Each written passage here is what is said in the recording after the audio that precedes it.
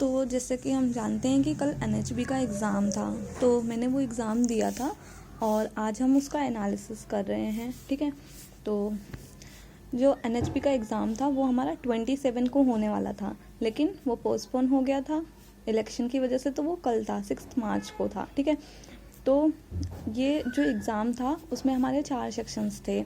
एक रीजनिंग था, GA था, इंग्लिश का, देन क्वांटिटेटिव एप्टीट्यूड था और डिस्क्रिप्टिव भी था इसमें। ओके, तो अगर हम रीजनिंग की बात करें तो रीजनिंग में हमारे पास टोटल 45 क्वेश्चंस थे। ठीक है, और वो जो क्वेश्चंस थे सारे इजी थे, डुएबल थे।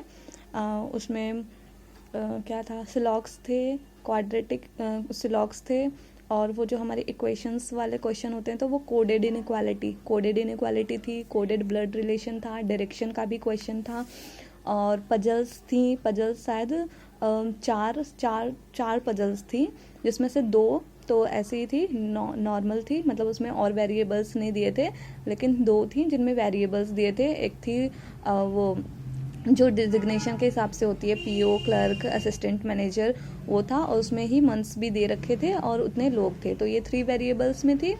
और एक पजल थी बॉक्स वाली, तो उसमें बॉक्स थे और कलर थे, उनको अरेंज करना था। और बाकी हमारे वो स्टेटमेंट अजम्पशंस वाले क्वेश्चंस थे, सारे थे वो, और ठीक थे, मतलब वो डुएबल थे। तो 45 क्वेश्चंस थे उसमें, और मैंने पूरे 45 क्वेश्चंस वहाँ पे अटेम्प्ट किए रीजनिंग में। एंड देन उसके बाद बात आती है GA की। तो GA में मतलब टोटल 50 क्वेश्चंस थे, उसमें से 10 क्वेश्चंस कंप्यूटर के भी थे और GA के सब मिक्सअप थे। तो उसमें GA में मैंने वहाँ पे 26, मतलब टोटल क्वेश्चंस तो 50 थे, 50 क्वेश्चंस थे वहाँ पे, और मैक्सिमम क्वेश्चंस जनवरी और फरवरी से ही थे। तो 50 में से मैंने उसमें से 26 क्वेश्चंस अटेम्प्ट किए हैं। और उसके बाद इंग्लिश था, तो इंग्लिश में कितने क्वेश्चन थे, 25 क्वेश्चंस थे इंग्लिश में, और इंग्लिश भी एकदम डुएबल थी, इजी थी, सब समझ में आ रहा था, वहाँ पे ऐसा कुछ भी नहीं था। तो इसमें भी टोटल मैंने 25 के 25 पूरे अटेम्प्ट किए हैं।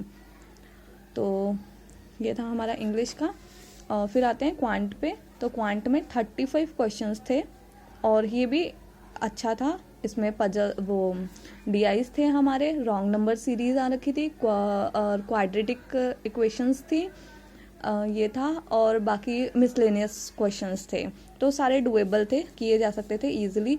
तो मैंने इसमें 34 क्वेश्चन किए, क्योंकि एक रॉन्ग नंबर सीरीज समझ में नहीं आ रहा था, उसका लॉजिक नहीं पता लग रहा था कि इसमें मतलब कि क्या लगा है। पहला तो मतलब 2 स्टेप तो पता लग रहा था, इंटू 0.5 एंड इंटू 2.5 ऐसा कुछ था, लेकिन फिर उसके बाद आगे का नहीं पता चल रहा था, तो उसको मैंने छोड़ दिया। बाकी इसमें सारे अटेम्प्ट किए, 34 क्वेश्चंस किए।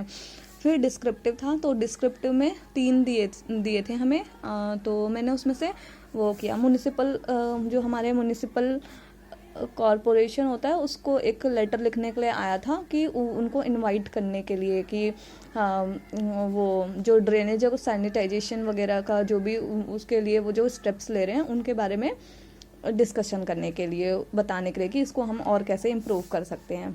और ऐसे था, तो ऐसे में मैंने वो उसके ऊपर ऐसे लिखा कि जो डिजिटल मीडिया है उस पे, उसका चिल्ड्रंस पे क्या इफ़ेक्ट पड़ रहा है, effect of digital media on children, ऐसे था। तो ये किया। इसमें वर्ड लिमिट दिया हुआ था 150, तो इसमें मैंने 146 वर्ड लिमिट लिखा है, और इसमें पूरा 200 था, तो 200 वर्ड लिमिट इसमें लिखा है। ठीक है, तो ये शायद 15 मार्क्स का था और ये 10 मार्क्स का था, ऐसे ही आता है। ठीक है, तो ये था हमारा पूरा एनालिसिस। तो पेपर अच्छा था, ऐसे दिक्कत मतलब ऐसा नहीं था कि डुएबल नहीं था, सब कुछ डुएबल था, सब कुछ किया जा सकता था। तो अब देखते हैं क्या होता है, बट पेपर अच्छा था, करने में मज़ा भी आ रहा था। ठीक है, तो अब जो भी होगा वो तो देखी जाएगी।